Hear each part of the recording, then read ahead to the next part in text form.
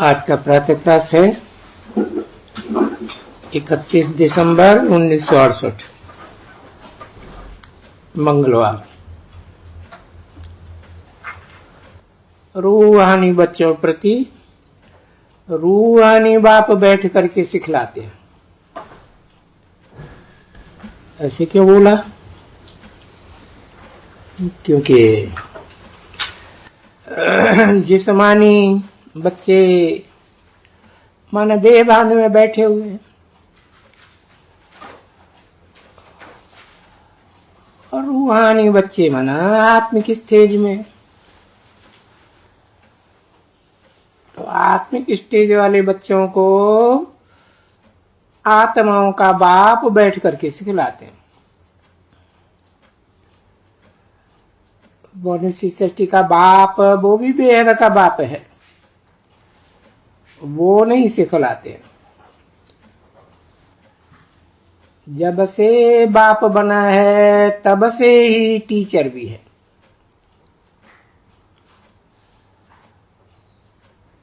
तब से ही फिर गुरु शिक्षा भी दे रहे हैं। ये तो बच्चे समझते ही है अच्छी तरह से, जबकि वो बाप भी है और टीचर भी है और गुरु भी है, एक ही है। तो कोई छोटा बेबी या बेबी बुद्धि तो नहीं है, नहीं। तो ऊंचे ते ऊंचा है, बड़े ते बड़ा है। तो जब से आते हैं बाप भी आकर के बनते हैं। वो तो जानते हैं ये सभी मेरे बच्चे हैं और इन बच्चों ने पुकारा है ड्रामा के प्लान अनुसार कि आए करके हमको पावन दुनिया में ले चलो।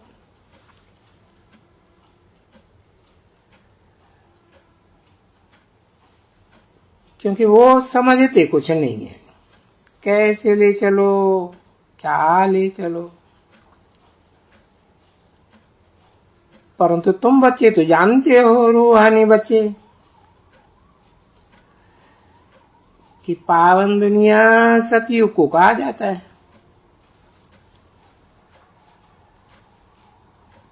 पतित दुनिया नरक को कहा जाता है।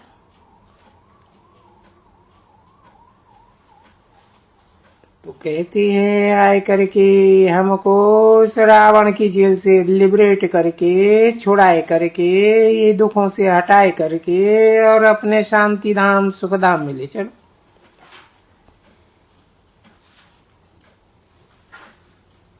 क्योंकि ये सुख धाम और शांति धाम दोनों नाम तो अच्छे ही हैं।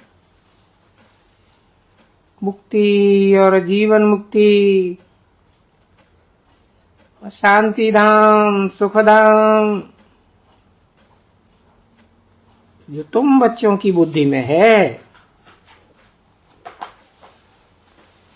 और कोई देह अभिमानियों की बुद्धि में नहीं है। शांति धाम कहाँ होता है, दुख धाम कहाँ होता है, कुछ भी पता नहीं, क्योंकि बेसमझ है। ऐसे कहेंगे ना बच्चे, बाप ने समझाया है कि देखो ये ऑब्जेक्ट है, नर से नारायण, नारी से लक्ष्मी बनना, ये तुम्हारी समझदारों की ही एम ऑब्जेक्ट है।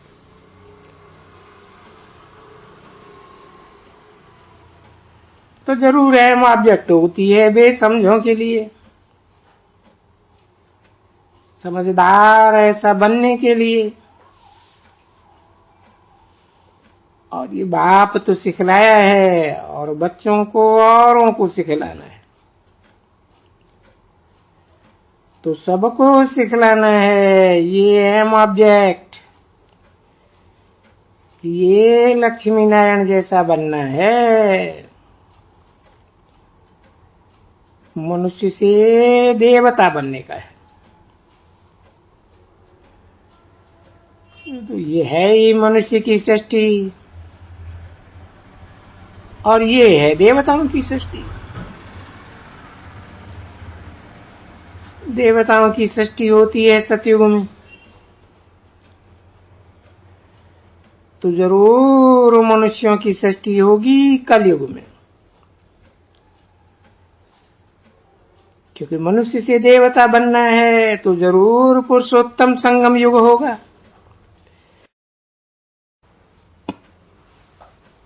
जहां पुरुषों में उत्तम समान लक्ष्मी नारायण जैसे नंबरवार बने, तो नाम भी पुरुषोत्तम ठीक रखा हुआ है, क्योंकि वो देवताएं हैं और ये मनुष्य हैं, ये बेसमझ हैं। मनुष्य को कहा ही जाएगा बेसमझ, और देवताओं को कहा ही जाएगा समझदार। परंतु ये मनुष्य कोई अपन को बेसमझ समझते थोड़े ही है, नहीं, कहते भी हैं, देखते भी हैं, मंदिरों में जाते हैं, जो समझदार हैं वो जाते हैं। ऐसे तो बेसमझ ही मंदिरों में जाते हैं। तो बाप बैठ करके समझाते हैं बच्चों को कि देखो ये रावण तुमको कितना बेसमझ बनाई देते हैं। ये अनेक सिरों वाला, अनेक मत देने वाला रावण तुमको बेसमझ बनाता है, और एक बेहद का बाप आकर के तुमको कितना समझदार बनाते। तो जो कुछ समझदार बनाते वो ही हम तुमको मनुष्यों को समझदार बनाते हैं कि बाप तो विश्व का मालिक ही कहो। ऐसे गाए तो जाते हैं, अभी कोई है नहीं, परंतु गाए तो ऐसे ही जाते हैं ना। ये गायन, पूजन, यादगार सब ऐसा पुरुषोत्तम संगम युग का है। तो हमको ये समझाना है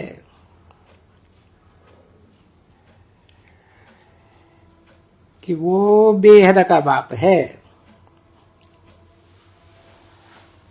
और वो एक ही बेहद का बाप सुख देने वाला है। बेहद का सुख होता ही है नई दुनिया में, और बेहद का दुख होता ही है पुरानी दुनिया में। ये तो बहुत सहज समझाने का है, समझने का भी और समझाने का भी, क्योंकि चित्र भी सामने रखे हुए हैं, यादगार चित्र है ना। और इन देवताओं का गायन भी है। ये सभी तीर्थ यात्राएं वगैरह, ये चित्र आदि, ये सभी देवताओं के हैं मुख्य। ऐसे तो आजकल तो मनुष्य को 5 भूतों को भी पूजते हैं, परंतु बाप बैठ करके समझाते हैं कि तुम अभी संगम युग पर हो। दुनिया नहीं जानती है कि हम कोई पुरुषोत्तम संगम युग पर हैं। तुम हैं, और तुम्हारे में भी कोई नंबरवार पुरुषार्थ अनुसार है कि हमारी एक टांग स्वर्ग में है, एक टांग नरक में भी है, अथवा जिसको कलियुग कहा जाता है। तो दो टांग मिलती है तब जब के बीच में है। तो बरोबर रहते ही यहां पड़े हुए हो और बुद्धि तुम्हारी नई दुनिया में है, और जो ले जाते हैं नई दुनिया में उनको ही याद करने के लिए बाप ने कहा है।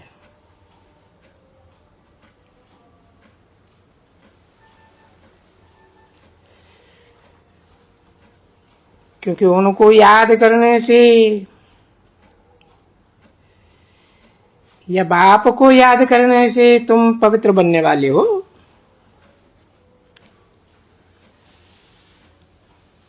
तो ये सिखलाते हैं ना बच्चे। कौन सिखलाते हैं? शिव बाबा सिखलाते हैं। तो शिव को तो बाबा ही कहा जाता है।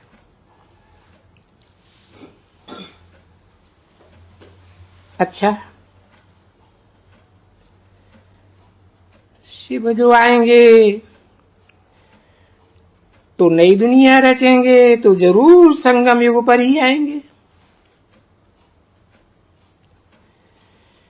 क्योंकि तुम बच्चों को जब अभी आते हैं शिव की जयंती मनाते तो जरूर हैं। अभी पुरुषोत्तम संगम युग में कल पहले भी शिव आया था। क्या किया था? क्या किया था वो तो कोई को भी मालूम नहीं है बच्चे। जयंती तो मनाते हैं, और जयंती भी मनाते हैं रात्रि की। कह देते हैं महाशिवरात्रि। क्यों? ऐसे क्यों कह देते हैं? जयंती मनाएंगे, इनकी रात्रि,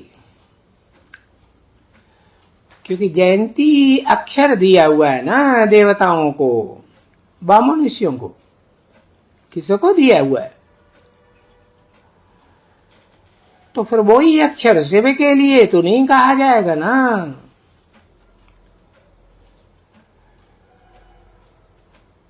तो इसलिए इनका फिर है ही शिवरात्रि। जयंती नहीं कहेंगे। 31 दिसंबर 1968 की प्रातः क्लास का दूसरा पेज, तीसरी लाइन। अभी शिवरात्रि का अर्थ तो कोई भी नहीं समझते हैं बिल्कुल ही।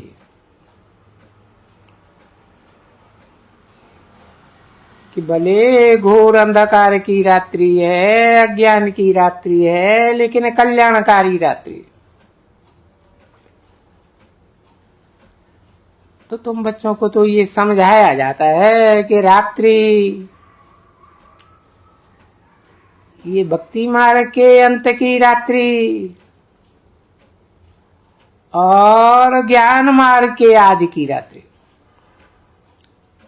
ज्ञान की आदि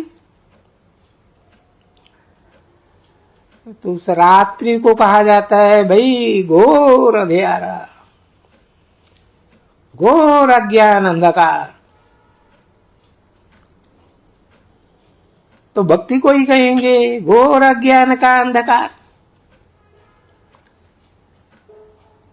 अभी ये भक्ति घोर अंधेरा है, और ये बात तो कोई समझ भी नहीं सके। कोई की बुद्धि में बैठे भी नहीं। क्यों अंधियारा कहा जाता है? क्योंकि अंधियारे में भटकना बहुत पड़ता है और दुख भी अथाह। बाप ने बच्चों को कहा था कि अथाह दुख भी लिखो और अथाह सुख भी लिखो, तो जरूर अथाह दुख और अथाह सुख का संगम तो होगा ना कोई समय। अथाह दुख पूरे होते हैं तो अथाह सुख शुरू होता है, क्योंकि कलयुग के अंत में अथाह दुख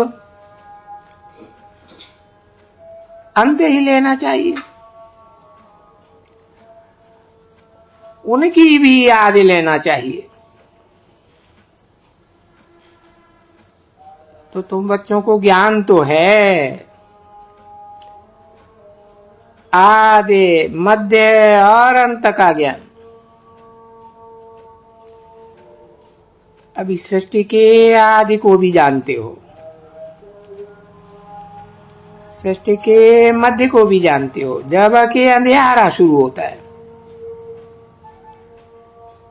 फिर अंत को तो अभी तुम देख ही रहे हो, समझ ही रहे हो इस ज्ञान को। सो भी कोई सभी तो नहीं समझते हैं ना। नहीं बच्चे, सभी नहीं पढ़ सकते हैं। जितनों ने कल पहले पढ़ा था वो उतने ही पढ़ेंगे, और जितनों ने जो पुरुषार्थ कल पहले किया था वो ही करने लग पड़ेंगे ड्रामा के वश में हो करके, और फिर ऐसा ही पद भी पाएंगे वहां। ठीक है ना बच्चे? तुम्हारी बुद्धि में ये चक्कर जो है वो पूरा समझते हो कि बरोबर जैसे मनुष्य आते हैं शुरुआत में इस झाड़ में नंबरवार, फिर पुरुषार्थ अनुसार तो कहेंगे, तैसे ही तुम फिर उतरते भी हो, ऐसे ही हो नंबरवार पुरुषार्थ अनुसार फिर आते हैं। क्योंकि माला है ना। फिर भी बाप ने समझाया है कि ये सारी जो मनुष्य की आत्माएं हैं ये सभी माला है।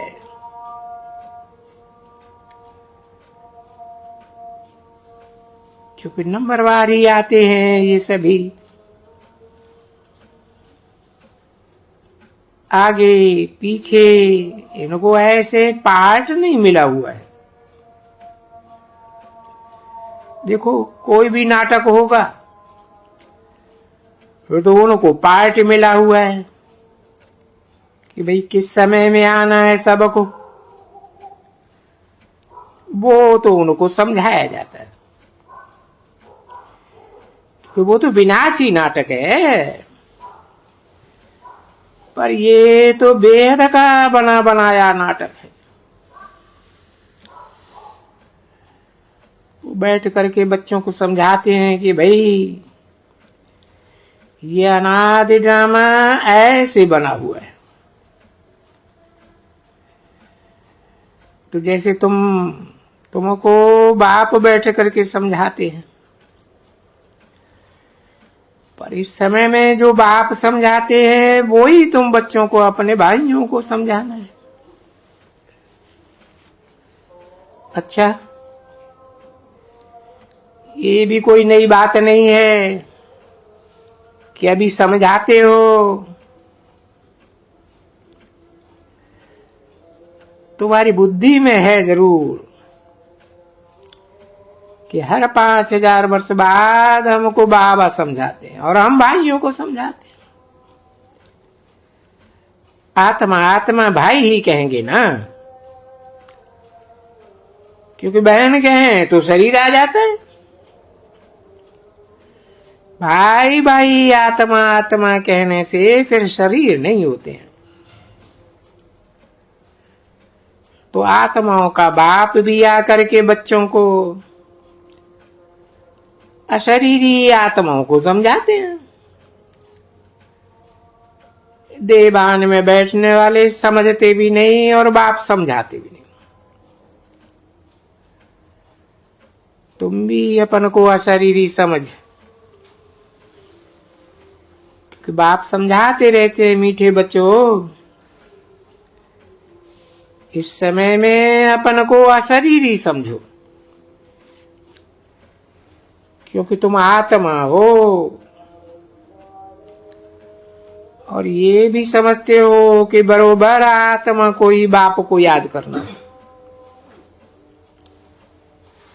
तभी पावन बनेंगे।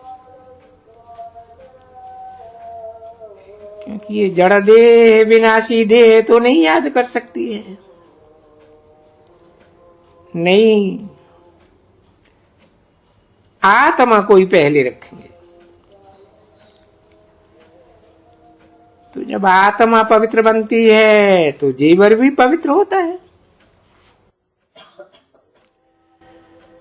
आत्मा पवित्र नहीं है तो ये शरीर रूपी जेवर भी अपवित्र। तो अभी बच्चों को तो ये मालूम हो गया। बाबा हमेशा कहते हैं नंबरवार पुरुषार्थ अनुसार कि एक बच्चा न मिले दूसरे से, एक की फीचर से भी न मिले दूसरे की फीचर से, तो एक की एक्टिविटी भी न मिले दूसरे से, क्योंकि ये है बेहद का नाटक। वो हद के नाटक होते हैं जो तुम देखते हो, देखते जाते हो। तो ये भी तुम समझते हो, जब बाइस्कोप में आते हैं तो नंबरवार ही आते हैं पार्ट बजाने के लिए, नंबरवार ही रखा हुआ है, कभी भी फर्क नहीं पड़ेगा। चाहे तुम 10 दफा 20 दफा जाके देखो उस ड्रामा को, उनको देख सकते हो 10 दफा 2 दफा। आज देखो, कल भी चाहिए देखो, तो वही देखेंगे जो कल देखा था। ऐसे है ना बच्चे, जो कल देखा अगर आज भी जाकर देखेंगे तो ऐसे ही। तो ये भी बाप कहते हैं, इसको वेद को भी कहते हैं आज और कल। 31/12/1968 की प्रातः क्लास का 3रा पेज। जो कल तुमने ये समझा इनको, सो फिर समझ करके और बादशाही ले ली और फिर घुमाई, और फिर आज समझ रहे हो। तो गाया जाता है ना, आज क्या है कल क्या होगा। तो ये तो समझते हैं कि बरोबर कि आज ये भारत तो बेचारा पुराना है, इसको नरक ही कहा जाता है।